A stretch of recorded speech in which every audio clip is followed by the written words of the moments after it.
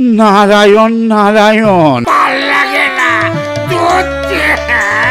কেন এমন হলো আহা, কেন এমন কেলো? কার ধানে মই দিয়ে মহি ঝাড় খেলো? আহা মহি ঝাড় খেলো, আহা মহি ঝাড় খেলো। জানতে হলে বুঝতে গেলে ভীষণ এই গেরো। দেখুন এবার মহিষাসুর 11। দেখুন এবার মহিষাসুর 11। দেখুন এবার মহিষাসুর 11।